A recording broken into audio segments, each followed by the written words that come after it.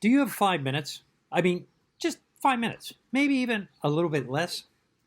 I just have a thought. Have any of you tried to buy toilet paper? You go to the store right now, and with all that is going on with this virus, there's no toilet paper. I guess people are hoarding it, or they somehow think they need to have so much that they have enough toilet paper to last for 2 or 3 years. And what's happening is it's making it so that there's not toilet paper available for anybody else. Why are people hoarding? Why does anyone hoard? I even have a problem in my own backyard I'd like to share with you. Sitting just outside of our pool cage is a beautiful carrotwood tree that right now is in full fruit. And also, just maybe 50 feet away, is another carrotwood tree in my neighbor's yard, also in full fruit.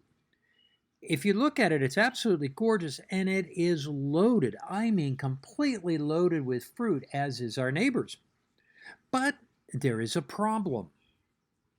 The Florida mockingbird has decided to take up my yard as refuge, except he's made it into a war zone.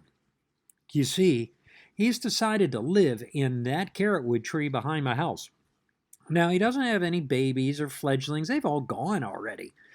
But what he's doing is he is protecting my tree as well as my neighbor's tree that are just filled with fruit.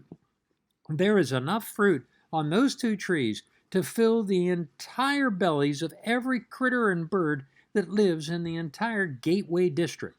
But this mockingbird has decided he wants all that food for himself. He will attack any other bird that comes anywhere near either one of those trees. That might be a small bird, perhaps a blue jay or a cardinal. It also can be a crow. I even watched him try to attack a kestrel falcon. By the way, the kestrel falcon was able to win in that engagement. Neither one of them were seriously injured. But that mockingbird just wants to hoard all of that food for himself and the territory for himself when there's plenty for everyone. Philippians 4 gives us some guidance. For I have learned to be content, whatever the circumstances. I know what it is to be in need, and I know what it is to have plenty.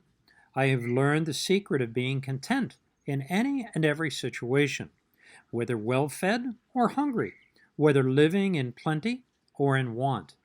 I can do all this through him who gives me strength.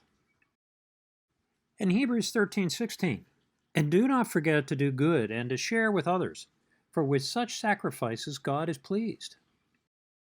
The Bible clearly tells us that we are to share with one another, that we are to help those who are less fortunate than ourselves, and to not think about ourselves as higher than anyone else, but at the core to do good and to share. Similarly, back in the Old Testament, when you look at the Hebrew scriptures about coveting, don't even covet what your neighbor has. Don't worry about it. Don't want it. Don't be jealous about it. But rather, just care for others. Right now, friends, we have all that we need. We have the resources to take care of us.